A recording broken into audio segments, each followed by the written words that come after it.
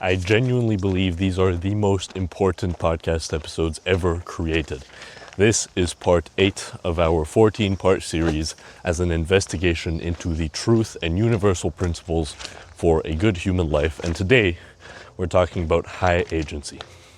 Now, high agency is a way of being. It's a sort of mentality, a way of looking at the world, which is fundamental not only to enlightenment, which is the mission, but also to just a good human life, which is what we're looking into. A good human life is not possible without high agency. Enlightenment is not possible with low agency, so it's not possible without high agency. Any sort of, basically anything you want to do with your life depends on this idea of high agency. And so what is high agency? Generally speaking, high agency is more or less the belief that you can change the world. The belief that reality is malleable, not in the way that we'll talk about in the next episode of reality distortion. That's that, but to a whole other level. But this is the fundamental belief that through your actions, you can change the world. That means you can change yourself. That means you can or could change others. And that's basically high agency. And the higher your agency, the more you believe you can. It doesn't mean you automatically will and it will be easy, but you know that through doing the right actions, the right set of moves, you will be able to change the world in the way you want to change it. Agency is more specifically made of 3 separate things. Those are clear thinking, a bias to action, and disagreeability. So what are those things? Clear thinking is basically the ability to clearly think about a problem and not overcomplicate it. So imagine you are on the streets, like you don't have a house, you're homeless. Clear thinking would be thinking, like clearly defining your problem. What is the main problem? Let's say the main problem is I don't have a roof over my head, number 1. I don't have food, number 2. And I don't have water, for example. And so then, clear thinking would mean you have now defined them and you would execute the steps that you think are most likely to get you to that spot. So clear thinking is basically just clearly defining the problem you have. Clearly meaning in a simple and effective way. The second one is a bias to action. Because clear thinking on its own isn't enough. Being able to clearly define your problems is very important. Clearly diagnosing, it's like if you're at a doctor, you would hope that he's able to clearly tell you which disease you have, what problem you have with your body, like what organ is not doing well. But bias to action would be the doctor giving you the medicine or prescribing you the right medicine. So technically the right medicine would be clear thinking, because that means he needs to know which medicine to give you. But actually you taking the medicine would be a biased action, because it doesn't matter how well defined or how well diagnosed your disease is. If you don't try and treat it, you're still going to be sick. So that's the second one. And the third one, disagreeability, is basically the willingness to go against the common perception, the common things, the common beliefs, the common what everybody else thinks. So that would mean, as a doctor, a very famous patient comes to you. Imagine you're a doctor and a very famous, like Brad Pitt or something, comes to you. And everybody in the world, because it's Brad Pitt, knows that Brad Pitt is sick and they think he has cancer. And you, as a doctor, examine him and think he's just balding, for example. Actually, technically you go bald from the chemotherapy. Well, bad example. You just think he has a cold, like a common cold. As a doctor, if you have high disagreeability, then you would tell Brad Pitt, oh, you just have a cold, rest, take some cough syrup or whatever, and you'll be fine in a few days. But if you have low disagreeability, that means you defer to others, especially if they're large in number or authority, then you would tell Brad Pitt, oh, no, you have cancer, even though you don't think so. A better example, more concrete, is you go to the doctor and they diagnose you with one thing, but through your own research, through whatever you've done, you don't agree with them. That's high disagreeability. Because technically, everybody always tells you, oh, you need to defer to the authority figure. They don't tell you this directly, but it's like, listen to your teachers, respect your elders, listen to the doctor, listen to the government and what they tell you to do with your body and the food you eat, and like follow the food pyramid. Too much cholesterol is bad. Experts say this is bad. Expert recommends you do this. Doctors, 9 out of 10 doctors recommend this toothpaste. All of that is a form of exploiting most people's agreeability because, and this we come to the next point, most people are low agency because low agency is a default setting. That means you are born with low agency. But, that being said, you have agency over your agency. And if you followed along and know what agency means now, then you would understand, oh, that means I can impact my agency. I can change my agency to better suit me. So that means I can increase my agency. And said another way, high agency means you question things and distrust authority. That's specifically for the disagreeability part, but all three of them apply or are required for you to be high agency, a high agency individual. And I think the reason we're low agency by default isn't because that's how we are biologically. I mean, some parts like biases to authority and stuff maybe are in part biological, but you have to think about it. Is being low agency good for your survival? Because evolution obviously is in favor of anything that boosts your survival or ability to reproduce. Does being low agency lead to better survival or reproductional success? No, it doesn't. Because you think about it, low agency leads to a bad life. It leads to a life where you aren't able to define your problems. And even if you were, you don't actually go after anything. You just sit around and you blindly follow authorities. Where does that lead you? That leads you into university degrees you don't particularly want to study but only because people told you to do that. Just the example of going to uni and studying something you don't care about is the peak example of low agency nowadays, because you're deferring to authority, you're being very agreeable, you have a bias to inaction because you're not actually breaking the mold, you're just going with the flow of where everybody else wants you to go. Maybe 400 years ago, going to uni meant high agency because most people weren't. Nowadays, it's the default path, so your bias to action is very low. And you're not clearly thinking because most people don't want to be a doctor, lawyer, or engineer, which are basically the only three things worth getting an education for in a university.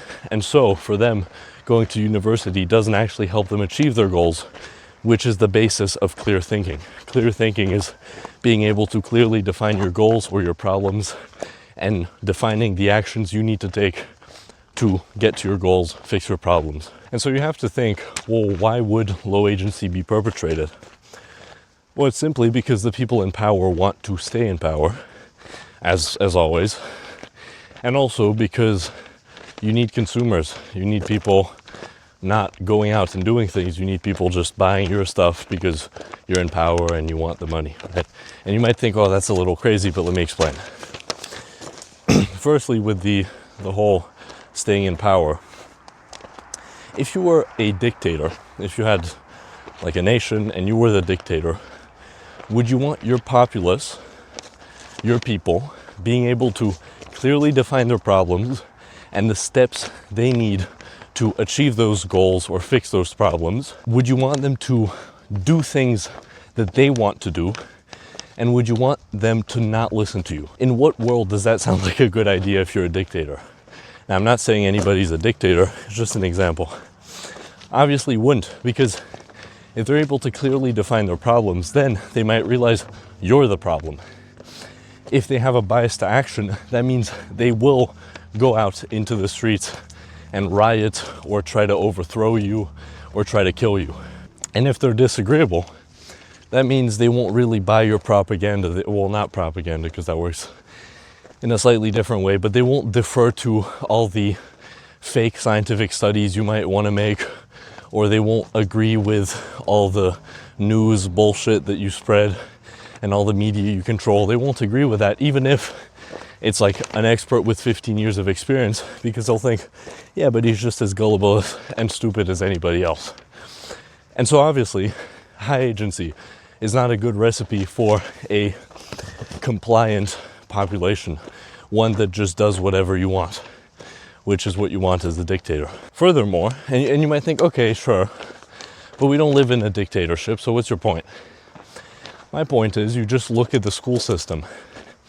Does the school system train you to be high agency? Does it train you to clearly define problems and your goals, act towards them, towards your own goals, and disagree with authority figures?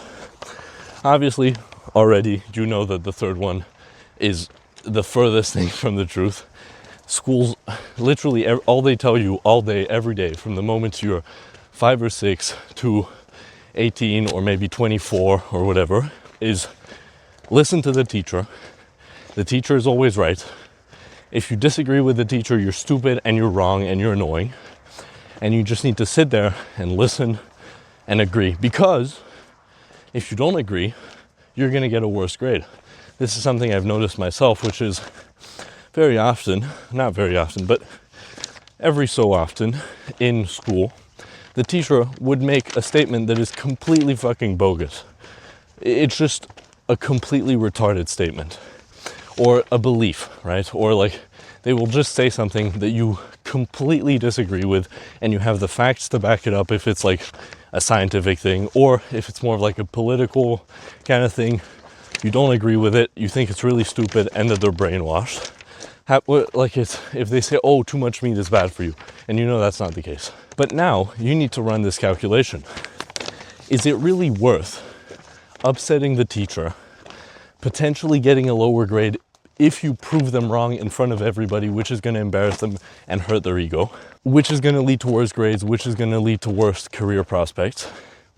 Is it really worth doing all of that just to stand up for what you believe in?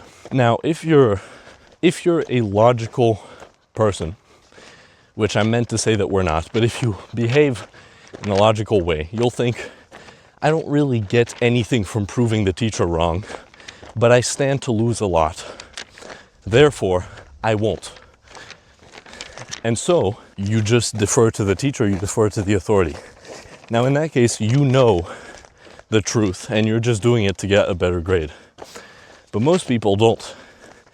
And they just get into this habit of always deferring to the authority figure, always trusting authority, not being disagreeable, just agreeing with whatever they're told and just say, oh yes, that's the truth. And also, think about it in groups. I think this is a little more biological, but you are biologically programmed to not go against the group. And why is that?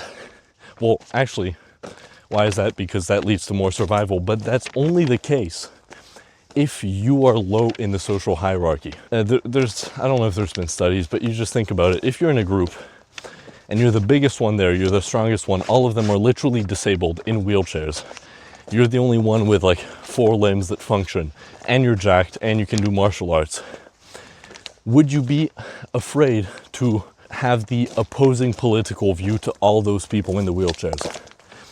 Probably not, because you think, okay, well, even if I disagree, and this is like on a primal subconscious level, I could beat the shit out of all of them. So I can afford to disagree.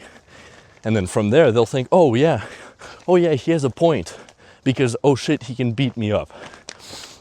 But if you are surrounded by like 10 big dudes, like jacked, and you know they're all black belts in kung fu or whatever, and maybe not kung fu, karate or jujitsu or something, mixed martial arts, and they all say one thing and you don't agree with it, are you more or less likely to propose your view? Probably less likely. And so in that way, it's because most people are weak that they are kind of forced to be more agreeable than they would be if they weren't. Anyways, that was a little complicated, but yeah, so that's for disagreeability. Does the school system make you think clearly? Not really. Why is that? Well, because it just gives you the questions. It never gives you, or very rarely gives you, a problem and you need to figure out how to solve this problem yourself. It often just gives you a question that you like plug in your equations and get the answer. Or you just remember what you've already been taught and apply it. Very often in life, the problems won't be that simple. You'll need to learn things, you'll need to research things, you'll need to think creatively, go away from your desk for hours to walk and let your brain process it. And then eventually when you're in the shower, you'll get like, oh, this is exactly my problem that will allow me to get to my goal. So clear thinking, no, and bias to action, somewhat. Actually, now that I think about it, not really, because what does the school system tell you to do? Ask for permission. Do you want to go to the bathroom? Ask for permission. Do you want to speak? Ask for permission. Do you want to leave? Ask for permission. Everything you need, everything you want to do, you need to ask for permission. And there's no way that doesn't transfer to other areas of your life. Like, you want to start a business, ask for permission. Now, obviously, you don't literally ask for permission, or sometimes, but not most of the time. But what you do end up doing is you ask for advice, but that's a disguised way of just asking for permission. Anyways, what's the good news? Well, the good news, as I said earlier, is that you have agency over your agency, which means you're able to increase your agency, which basically just makes your life better. And what I'm going to go over now is a set of beliefs and ideas that if you basically just hear and then believe as true, your agency will increase. That's how, because agency isn't like a physical quantity, it's not a physical thing, it's like a mental thing. So if you're able to unlock it, you get the point. So the first one is that there's no unsolvable problem. And usually you're meant to say, with the exception of things that go against the laws of physics. The thing is, our laws of physics are more just predictions.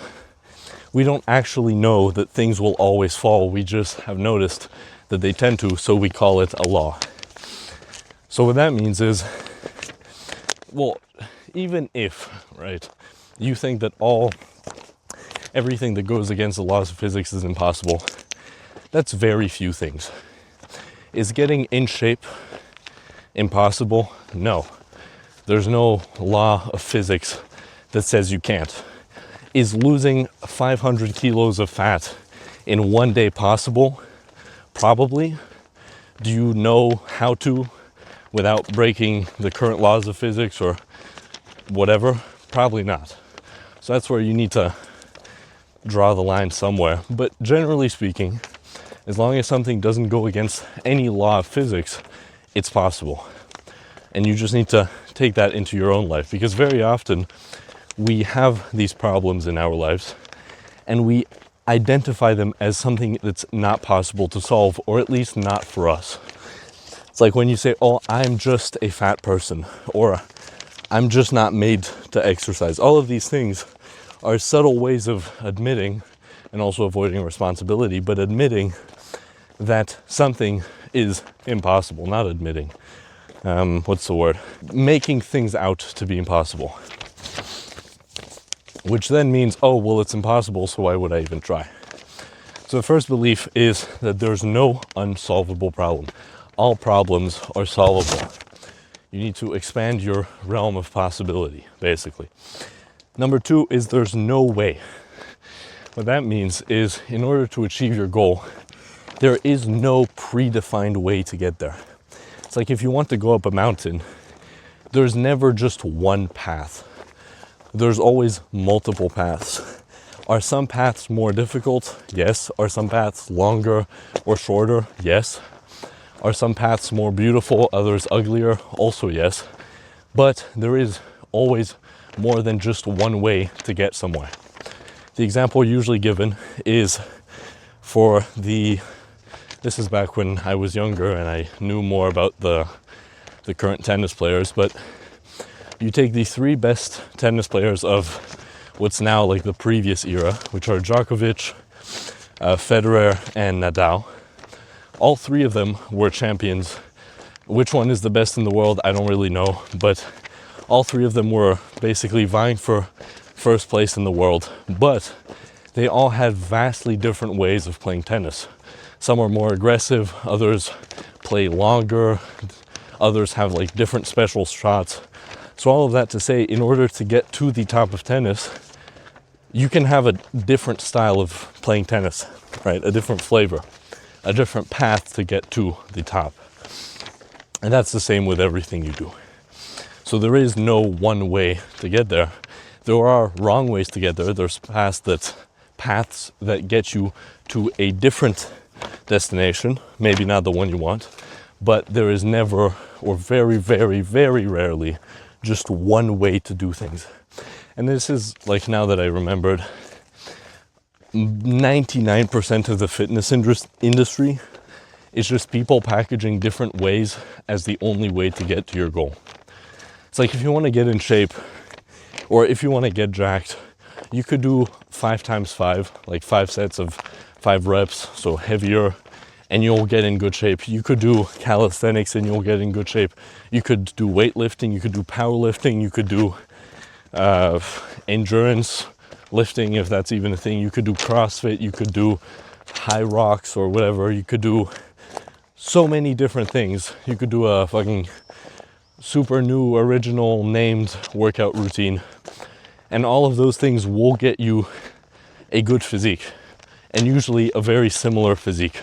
Obviously, if you're training different muscles, then not. But if you want to get like an aesthetic physique, a lot of things will do that for you. It's just everybody needs to have their own branded, patented fucking thing. And then they say, oh, this is the only thing that works. Not really. There's a lot of things that work. And in some cases, right? That being said, it's like what I said, there's different paths to get to the peak, but some paths lead to different places. So make sure you take the right path for where you want to go. The third belief is that there are no adults. This is basically, because since we're kids, we're taught that we are stupid, and the experts, the scientists, the great people in the world are very smart, and we're stupid, and they have a lot of wisdom and we don't, and they're always right. No, we're taught that, and you're never told this directly, but you're taught that adults are like perfect and they don't make mistakes. That's not the case. You're told that experts are perfect and they don't make mistakes. That's not the case. We're all humans at the end of the day, and we're all way more similar than you are made to believe. I could give you a lot of examples of like supposedly great individuals that did horrible things, but it's just as simple as realizing, oh, your parents aren't perfect. They have their problems, they have their struggles, they have their issues. They're not perfect. And therefore, that means you should never automatically defer to someone just because they are some kind of authority. Adult is just a placeholder for an authority figure. There are no real authority figures. Obviously, some are more knowledgeable, which just increases the probability that they are right about whatever they're talking about if it's in their field of study. But even then, they're not infallible. They're not perfect. Then the next belief is that there is no normal. And what that basically means is that you just avoid doing what is normal, because what is normal is often forgotten. And what is abnormal, not necessarily in a bad way, is the only thing that's ever remembered. It's like you don't remember 99% of your days, because 99% of your days, or whatever, 80%, are basically the same, which means they're normal for you. But you do remember the special days, the abnormal days, for better or for worse. The day you might have gotten into a car crash, the day you got married or will get married, the day you made your first dollar online. I still remember the exact day and the exact song I was listening to and exactly how it happened. You only remember the abnormal. And so when you're so busy trying to fit in and trying to not stick out and be normal, all you're basically doing is making yourself forgotten. Because when someone dies, you don't remember all the normal things they did. You only remember the things that made them special in their own fucking snowflake way. Meaning maybe they were generous, maybe they were just a dick, maybe they made a lot of money and gave it all away, maybe they were always there for you, maybe like things that aren't common. We only remember and recognize people for the things that make them uncommon, abnormal, whatever the word you want to use is. And then the fifth and final belief is that the present is all that exists, and the past and future don't exist. They're not real. The past is just non-existent, and the future is just a projection of what the present will look like in the future. So basically it's not real. The only thing that actually exists is right now. And when I said that right now 2 seconds ago, that no longer exists. It's disappeared. So yeah, that's the final belief. But in general, what you'll notice is that high agency is not only the belief that you can change things, but it can be defined as happening to life. Instead of life merely happening to you, you also happen to life.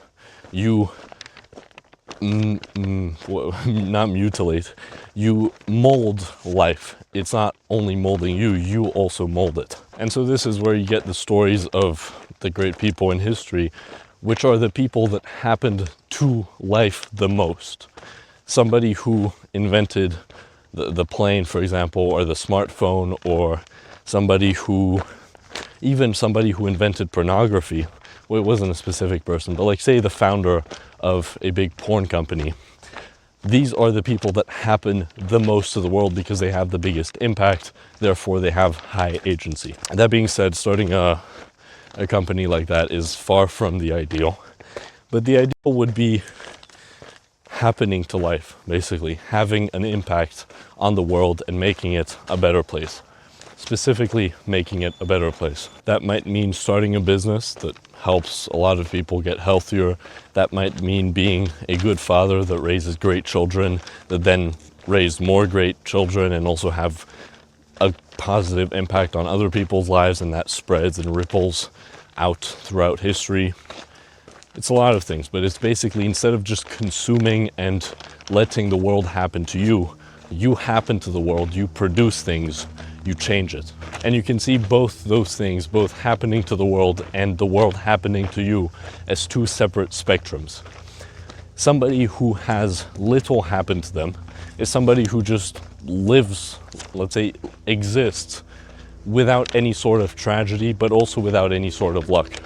So life isn't really happening to you, you just exist. Whereas somebody who life has happened to, so when life happens to you, that might mean both winning the lottery, which is, well, it's actually not very good, but imagine you won the lottery and didn't go broke afterwards. Or also it could mean getting cancer. These are like terrible things or very good things that happen to you. That's one of the spectrums. And then the other one is happening to life. You can't really control the life happening to you part because what's outside of your control, but what you can control is how much you happen to life. And it's independent from how much life happens to you, unless you die, even then. But you happening to the world, the lowest on that is you're basically born and you exist in a cave and just consume content and do not interact with anybody or do not produce or create anything. And when I say that, you might realize, oh shit, that's not too dissimilar from the way a lot of people are living. But anyways, actually not happening to life would just be sitting in a cave and not doing anything. Happening to life on the other side of the spectrum is, again, starting a massive business, because business is just a way of having an impact on the world on a massive scale. Starting a business, starting a family, helping people, so charity, getting in shape and then doing stuff with that. It's everything, it's every single way that you interact with the world that has an impact. That's basically what happening to life is. And what we want to go for is happening to life as much as we want to personally. And that's where clear thinking comes in, because through clear thinking, you're able to define how much you want to happen to life. Some people want to change the world. Other people just want to have a good life and raise good kids. That's still high happening to life as long as you're being authentic with what you want and then going out to get it. And so then, becoming high agency, part of that is trying to increase your agency, but then another part is trying to not have it decreased by current beliefs you might hold or ways that you exist. So low agency is made up of three things, and you'll notice a pattern, which are agreeability, muddy thinking, and bias to inaction. If you're a smart cookie, you'll notice that these three things are just the opposites of the first three things. And that's the whole thing. I've already defined them, so I won't go over them again, but agreeability, just agreeing with what everybody says with the consensus, not because you agree with it, but because everybody else does. Muddy thinking is being unable to define your own problems or choose your own goals, and bias to inaction means not doing stuff. Just sitting around and thinking about it instead of actually moving. It's like if, low agency would mean you don't know where you want to travel, you don't know how you would get there, and even if you did, you wouldn't do it. You would just sit at home and listen to the news. That's basically the epitome of low agency. And both, I meant that as in like a travel destination, but you could also see it as you have a goal, but you don't know what your goal is, you don't know how you would get there, you're not willing to do the work to get there, and you just listen to the news. And so low agency basically thrives on a few traps that people fall into. The first one is the vague trap, and the vague trap is basically not knowing where you want to go, or more specifically, how you want to get there. So imagine you want to get in shape. The vague trap, vague as in like an unclear, would be you want to get in shape, okay, I want to lose weight, and then your plan is just exercise and eat less. Is that technically how you get in shape? Yes, technically, that would be how to lose weight and get in shape, or at least one of the ways, going back to what we mentioned earlier. But is it concrete in any fucking way? Does it actually tell you what to do? No, it doesn't. It's vague. So instead of doing that, what you'd want to do is write down, work out 3 to 5 times a week on Monday, Wednesday, Friday, Saturday, Sunday. Eat only whole foods and limit caloric intake to 2,000 calories a day. Go running 3 times a week and other sports 4 times a week. Something like that. And then you actually have a plan. And therefore you've avoided the vague trap. The second trap is the midwit trap.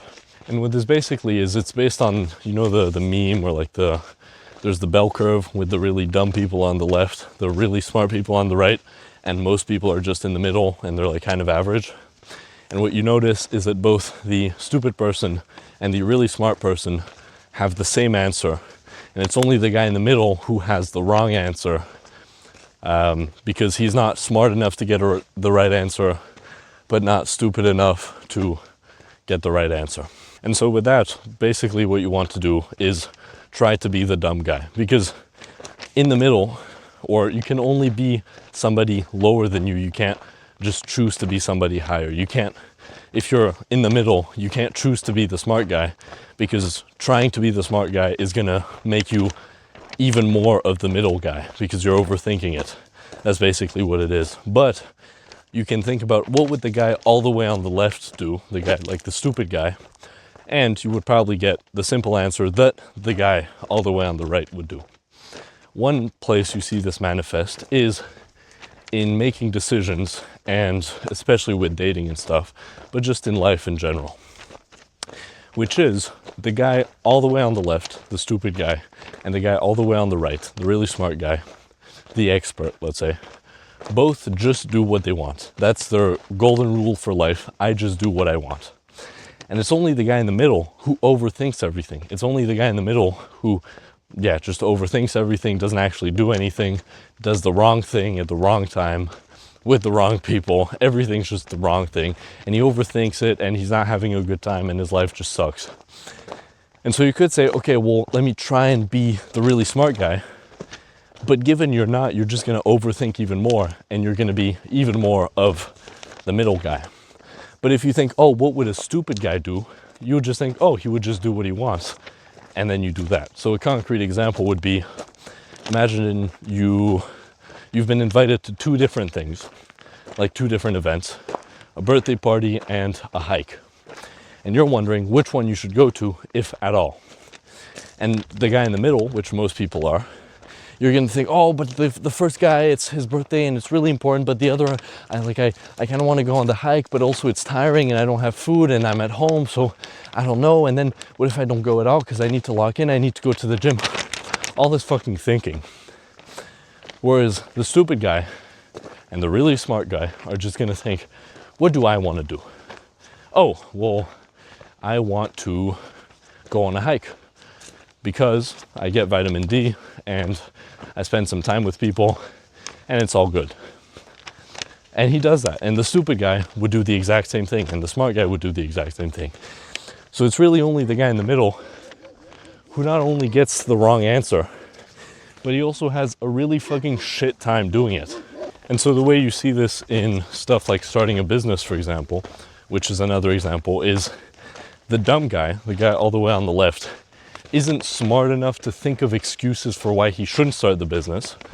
And the really smart guy, the Chad, already knows everything, and he knows that he'll regret not starting the business, or he knows that this is a good idea, or he knows all this shit that means he's also going to start the business. But it's only the guy in the middle who won't start the business because he's smart enough to think of excuses, which the guy at the stupid guy isn't, but he's not smart enough to realize their excuses, which means he won't start it. And so you might think, oh, but I don't want to do what the stupid guy does. But very often what the stupid guy does is what the Chad does. When I say stupid, I don't just mean like cognitively impaired. I also mean just loser, like the guy you wouldn't want to be. Then the third one is the attachment trap, which is basically doing something because you've already started doing it. Maybe it's finishing your university degree or doing your master's because you've already done your bachelor's and you think you should do your master's and then your PhD instead of starting a business. So a good example of that is Elon Musk, who finished his bachelor's and then had the choice between doing a master's or starting a business. He thought, well, the master's is always going to be there, but the internet blowing up might not. So he started the business, sold it for I think 30 million bucks or a bit more, but then he kept 30 million bucks. Oh, that's a wild boar. And that's what started his whole journey, where with that money he started PayPal, with that money he started SpaceX and Tesla, and on and on. And that's the attachment trap. So don't do things just because you're already doing them. Only continue something if it makes sense. And it's the same with relationships. Don't stay in a relationship if it's bad just because you've already been in it for 10 years or however many years.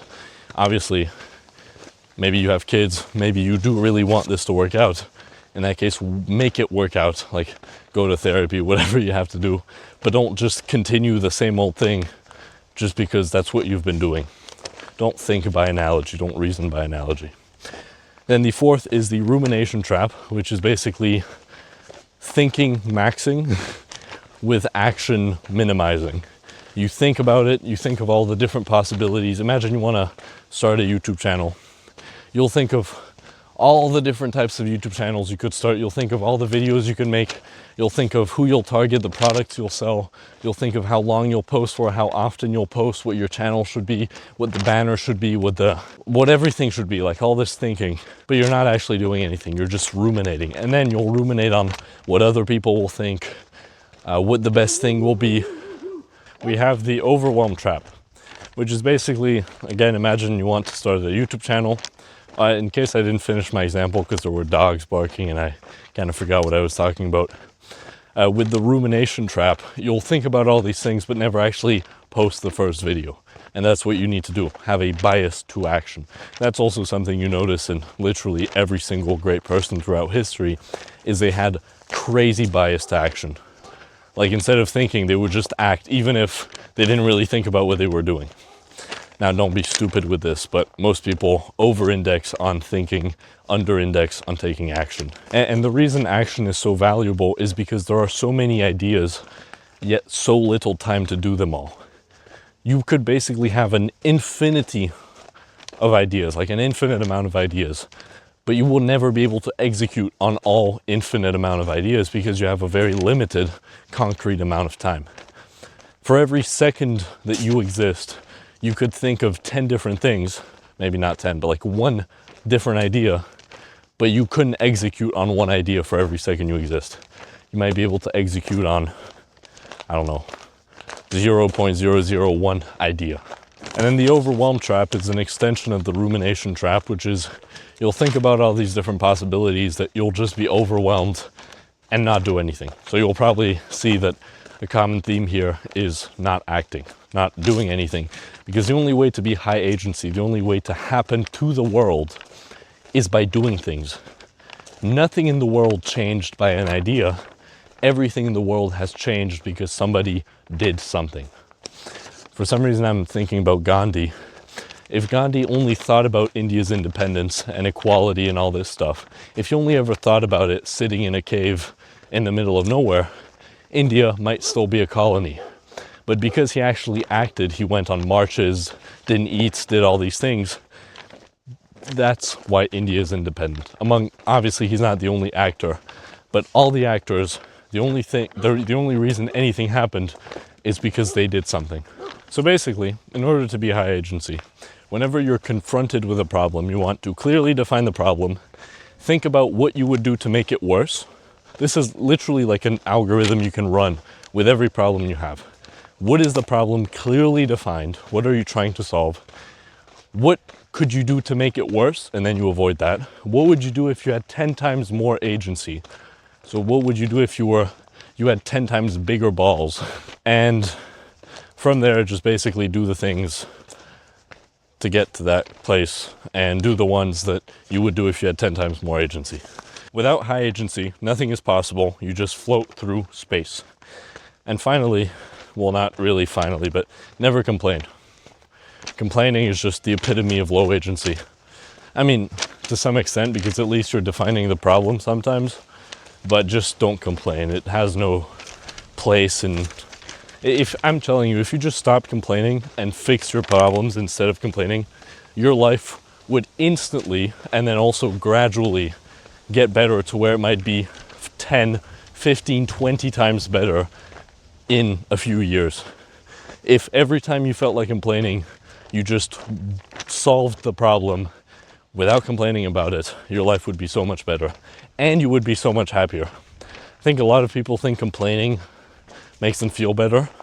Sometimes it might, like you just need somewhere to vent. But most of the time, especially as a masculine person, so male, female, solving your problem will make you feel infinitely better than complaining about it ever will. For some people, especially those with more feminine essences, complaining is a way of like bonding, which is what matters to you more. But as someone with a masculine essence, just fixing your problem is always going to make you feel a billion times better because you're making progress towards your goals, which is all that really matters to you. Well, not all, but as much as you are masculine. And so what you need to realize is that if you increase your agency, your life will get better automatically. Well, not automatically, but if you have yes, technically automatically, because by having high agency, you will take action to improve your life because you'll clearly define the goals and not be afraid of other people's disapproval. A guy who's high agency and whose life is shit will not remain with a shit life for very long. The only reason your life remains shit is if you have low agency. The only way your life remains shit is if your agency is low. And how shit your life is depends on how low your agency is. And also your general direction. Because if you already have $1 trillion, You're not going to become poor even if you have extremely low agency, because your money just compounds. But for most people, guess what? You don't have $1 trillion. What's a concrete example? Well, if your life is shit and you have low agency, you're basically not going to do anything about it. You're just going to complain, and your life is going to gradually get worse because of entropy. Entropy spreads things out, energy out, which means your life is just going to gradually get worse. Your health is going to get worse if you don't do anything about it.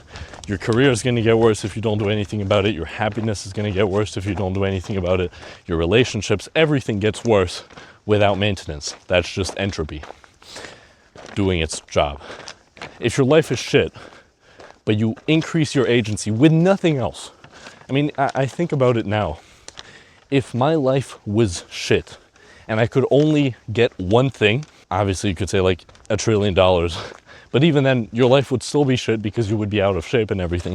If I could only get one thing to turn my entire life around, I would choose to have extremely, like, absurd levels of high agency.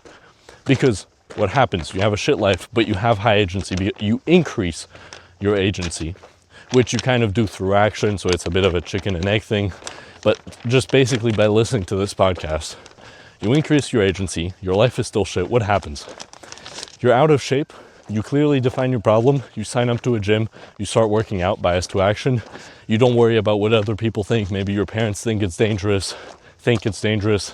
Maybe other people think it's weird. You don't care, you just go to the gym. In 1 year, you're looking better. In 5 years, you look unrecognizable. You're broke. Imagine you're broke, but you increase your agency. What does that lead to? It leads to you researching stuff. It leads to you trying different businesses out until a few months, a few years down the line, you have a business that actually works and is making you money. You don't care that people disapprove of you because people tell you to get a career and don't take any risk. You just do it, and as simple as that, you've made money now. You fix your money problems. Your relationships all suck, but you have high agency. You're going to start reading about relationships, attachment problems, effective communication, or like toxic communication. What makes a relationship toxic? You start researching this shit. You clearly define the problem. I'm single and I have no friends and my relationship with my parents sucks.